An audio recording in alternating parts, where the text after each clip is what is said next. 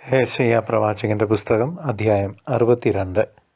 സിയോൻ്റെ ന്യായം പ്രഭാതം പോലെയും ജെറുസലേമിൻ്റെ രക്ഷ ജ്വലിക്കുന്ന പന്തം പോലെയും പ്രകാശിക്കുന്നതുവരെ അവളെ പ്രതി ഞാൻ നിഷ്ക്രിയനോ നിശബ്ദനോ ആയിരിക്കുകയില്ല. ജനതകൾ നിൻ്റെ നീതീകരണവും രാജാക്കന്മാർ നിൻ്റെ മഹത്വവും ദർശിക്കും. കർത്താവ് വിളിക്കുന്ന ഒരു പുതിയ പേരിൽ നീ അറിയപ്പെടും. കർത്താവിൻ്റെ കയ്യിൽ നീ മനോഹരമായ ഒരു കിരീടമായിരിക്കും. നിന്റെ ദൈവത്തിൻ്റെ കരങ്ങളിൽ ഒരു രാജകീയ മകുടവും. പരിത്യക്തയെന്ന് നീയോ വിജനം എന്ന് നിന്റെ ദേശമോ ഇനിമേൽ പറയപ്പെടുകയില്ല. എൻ്റെ സന്തോഷം എന്ന് നീയും വിവാഹിതയെന്ന് നിന്റെ ദേശവും വിളിക്കപ്പെടും. എന്തെന്നാൽ കർത്താവ് നിന്നിൽ ആനന്ദം കൊള്ളുന്നു. നിന്റെ ദേശം വിവാഹിതയാകും. യുവാവ് കന്യകയെ എന്ന പോലെ നിന്റെ പുനരുദ്ധാരകൻ നിന്നെ വിവാഹം ചെയ്യും. മണവാളൻ മണവാട്ടിയിലെന്ന പോലെ നിന്റെ ദൈവം നിന്നിൽ സന്തോഷിക്കും. ജെറുസലേമേ, നിന്റെ മതിലുകളിൽ ഞാൻ കാവൽക്കാരെ നിർത്തിയിരിക്കുന്നു.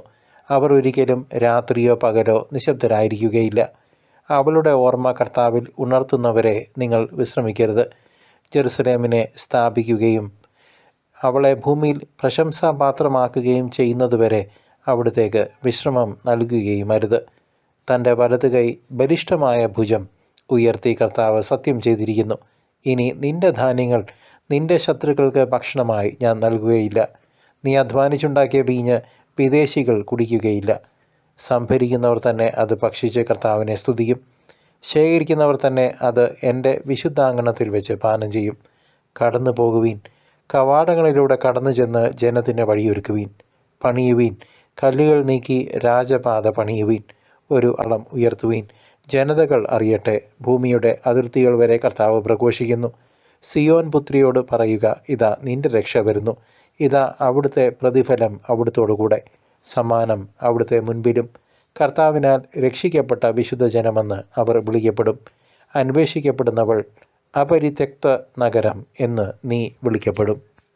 പ്രിയ സഹോദരങ്ങളെ, ഏശയ്യാ പ്രവാചകൻ്റെ പുസ്തകം 62-ാം അധ്യായം ബാബിലോണിയൻ പ്രവാസത്തിന് ശേഷം തകർന്നുപോയ ജെറുസലേമിൻ്റെ പുനരുദ്ധാരണത്തെയും ദൈവജനത്തിൻ്റെ ഉന്നമനത്തെയും കുറിച്ചുള്ള അതിശക്തമായ പ്രത്യാശയുടെ സന്ദേശമാണ് നമുക്ക് നൽകുന്നത്.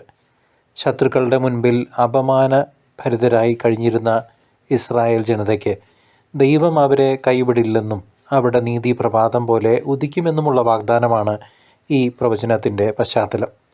രാഷ്ട്രീയമായും ആത്മീയമായും തളർന്നുപോയ ഒരു ജനതയോട് നിങ്ങളുടെ വിജയം ലോകം മുഴുവൻ കാണത്തക്ക വിധം ഞാൻ നിങ്ങളെ ഉയർത്തുമെന്ന് കർത്താവ് അരുളി ചെയ്യുന്നു. അക്കാലത്തെ പ്രവാസാനന്തര യഹൂദർക്ക് ഈ സന്ദേശം കേവലം ഒരു ആശ്വാസമല്ല, മറിച്ച് തങ്ങളുടെ നഷ്ടപ്പെട്ട സ്വത്വത്തെ വീണ്ടെടുക്കാനുള്ള ആഹ്വാനമായിരുന്നു. ദൈവത്തിൻ്റെ വിശ്വസ്തതയെക്കുറിച്ചും അവൻ തൻ്റെ ജനത്തെ ഒരിടത്തും ഉപേക്ഷിക്കുകയില്ല എന്നുമുള്ള വലിയ സത്യം ഇവിടെ തെളിഞ്ഞു നിൽക്കുന്നു. പ്രിയ സഹോദരങ്ങളെ, ഈ അധ്യായത്തിൻ്റെ കേന്ദ്ര സന്ദേശം ജെറുസലേമിൻ്റെ പുതിയ നാമകരണവും ദൈവവുമായുള്ള അവളുടെ ഗാഢമായ വിവാഹ ബന്ധവുമാണ്. പ്രവാചകനായ യെശയ്യാ ദൈവത്തിൻ്റെ നീതി പ്രകാശിക്കുന്നതുവരെ താൻ നിശബ്ദനായിരിക്കില്ലെന്ന് പ്രഖ്യാപിച്ചുകൊണ്ട് തൻ്റെ അപാരമായ ധൈര്യവും ദൈവത്തോടുള്ള തീക്ഷ്ണതയും പ്രകടമാക്കുന്നു. ജെറുസലേമിനെ ഉപേക്ഷിക്കപ്പെട്ടവൾ എന്നല്ല, മറിച്ച് എൻ്റെ പ്രിയപ്പെട്ടവൾ ഹെഫ്സീബ എന്നും വിവാഹിത ബയൂള എന്നും ദൈവം വിളിക്കുന്നത് പ്രവാചകൻ സന്തോഷത്തോടെ വിളിച്ചു പറയുകയാണ്. രാജാക്കന്മാരായ അഹാസിൻ്റെയും ഹെസക്കിയായുടെയും കാലത്തുണ്ടായ പ്രതിസന്ധികളിലും ബാബിലോണിയൻ തകർച്ചയിലും ഈ പ്രവചനം ജനങ്ങൾക്ക് അതിജീവനത്തിൻ്റെ കരുത്ത് നൽകി. ദൈവം തൻ്റെ ജനത്തെ ഒരു മണവാളൻ മണവാട്ടിയെ എന്ന പോലെ സ്നേഹിക്കുന്നുവെന്നും അവരുടെ കഷ്ടപ്പാടുകളിൽ അവൻ അസ്വസ്ഥനാണെന്നും ഈ വചനങ്ങളിലൂടെ നമുക്ക് മനസ്സിലാക്കുവാൻ സാധിക്കും.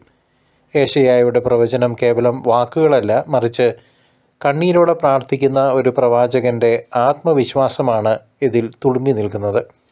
ദൈവത്തിൻ്റെ വാഗ്ദാനങ്ങൾ പൂർത്തിയാകുന്നതുവരെ പ്രാർത്ഥനയിൽ ഉറച്ചു നിൽക്കാൻ പ്രവാചകൻ കാവൽക്കാരെ പോലെ ജനത്തെയും ഓർമ്മിപ്പിക്കുന്നു. ഇന്നത്തെ നമ്മുടെ ആധുനിക ലോകത്ത് പാപത്തിൻ്റെയും അനീതിയുടെയും മധ്യേ ജീവിക്കുന്ന വിശ്വാസികൾക്ക് ഈ അധ്യായം വലിയ പാഠങ്ങളാണ് പകർന്നു നൽകുന്നത്. നമ്മുടെ ജീവിതത്തിലെ തകർച്ചകളെയും ശൂന്യതയെയും മാറ്റാൻ കഴിവുള്ളവനാണ് കർത്താവെന്നും നമ്മുടെ ഭൂതകാലത്തെ അപമാനങ്ങളെ കർത്താവ് മഹിമയായി മാറ്റുന്നുവെന്നും ഈ വചനഭാഗം നമ്മെ പഠിപ്പിക്കുന്നു. ദൈവത്തിൻ്റെ ന്യായവിധി പാപത്തിന്മേൽ വരാനിരിക്കുന്നുണ്ടെങ്കിലും തൻ്റെ ജനത്തെ വീണ്ടെടുക്കാനുള്ള ദൈവത്തിൻ്റെ കരുണ അതിനേക്കാൾ എത്രയോ വലിയതാണ്. സഭയാകുന്ന മണവാട്ടിയെ വിശദീകരിക്കാൻ ക്രിസ്തു നടത്തിയ കാൽവരിയിലെ ബലിയിലൂടെ ഈ വചനം അതിൻ്റെ പൂർണ്ണതയിൽ എത്തിയിരിക്കുന്നു എന്ന് നമുക്ക് കാണുവാൻ സാധിക്കും. ഇന്ന് നിങ്ങളും ഞാനും നാമൊക്കെ നേരിടുന്ന വ്യക്തിപരമായ പോരാട്ടങ്ങളിലും സാമൂഹിക തിന്മകളിലും ദൈവത്തിൻ്റെ കരങ്ങൾക്ക് നമ്മെ ഉയർത്താൻ കഴിയുമെന്ന് നാം പൂർണ്ണമായി വിശ്വസിക്കണം. അനുതാപത്തിലൂടെയും കൂദാശകളിലൂടെയും സ്വയം വിശുദ്ധീകരിച്ച് നമ്മെ ദൈവത്തിന് വിശുദ്ധീകരിക്കാൻ വിട്ടുകൊടുത്ത് ദൈവത്തിൻ്റെ പ്രിയപ്പെട്ടവരായി മാറാൻ ഈ പ്രവചനം നമ്മെ ഓരോരുത്തരെയും വെല്ലുവിളിക്കുന്നു. കർത്താവായ യേശുവിൻ്റെ രണ്ടാം വരവിനായി ഒരുങ്ങുന്ന ഈ അന്ത്യകാല നിമിഷങ്ങളിൽ ഏശയ്യാ പ്രവാചകൻ്റെ 62-ാം അധ്യായം നമുക്ക് വലിയ ഉണർവാണ് നൽകുന്നത്. രക്ഷകൻ തീർച്ചയായി വരുന്നുവെന്നും അവൻ്റെ സമ്മാനം അവൻ്റെ കൈവശം ഉണ്ട് എന്നുമുള്ള പ്രഖ്യാപനം നമ്മുടെ ആത്മീയ ഒരുക്കത്തിന് ആക്കം കൂട്ടുന്നു. ലോകത്തിൻ്റെ മോഹങ്ങളിൽ നിന്നകന്ന് വിശുദ്ധമായ ജീവിതം നയിച്ച് ലാംബ് ഓഫ് ഗോഡിൻ്റെ നിത്യവിരുന്നിൽ, ദൈവത്തിൻ്റെ കുഞ്ഞാടിൻ്റെ നിത്യവിരുന്നിൽ പങ്കുചേരാൻ നാം ഓരോരുത്തരും സജ്ജരാകണം. നമ്മുടെ വിശുദ്ധി ലോകത്തിനു മുൻപിൽ സാക്ഷ്യമാകണമെന്നും കർത്താവിൻ്റെ വരവിനായി കാത്തിരിക്കുന്ന കാവൽക്കാരാകണമെന്നും സഭ നമ്മെ ഓർമ്മിപ്പിക്കുന്നു. തിരിച്ചറിയാം, തിരുത്താം, മടങ്ങി വരാം ഇന്ന് തന്നെ നമ്മുടെ സ്വർഗസ്ഥനായ അപ്പൻ്റെ അടുക്കിലേക്ക്. പ്രത്യാശ കൈവിടാതെ ദൈവത്തിൻ്റെ വാഗ്ദാനങ്ങളിൽ വിശ്വസിച്ച് പ്രാർത്ഥനയിൽ ഉണർന്നിരിക്കുന്നവർക്ക് മാത്രമേ ആ നിത്യമഹിമയിൽ പ്രവേശിക്കാൻ സാധിക്കൂ. സിയോനിൻ്റെ മകൾക്ക് ലഭിച്ച രക്ഷാസന്ദേശം ഇന്ന് നമ്മുടെ ഓരോരുത്തരുടെയും ഹൃദയങ്ങളിൽ പ്രതിധ്വനിക്കട്ടെ. അവിടുന്ന് വേഗം വരുന്നു. സർവശക്തനായ ദൈവം നിങ്ങളെയും നിങ്ങളുടെ കുടുംബാംഗങ്ങളെയും നിങ്ങളുടെ ജീവിത സാഹചര്യങ്ങളെയും തൻ്റെ തിരുക്കുമാരൻ്റെ തിരുരക്തത്താൽ കഴുകി വിശുദ്ധീകരിച്ച് പരിശുദ്ധാത്മാഭിഷേകത്താൽ നിറയ്ക്കട്ടെ, ഇപ്പോഴും എപ്പോഴും എന്നേക്കും. ആമേൻ.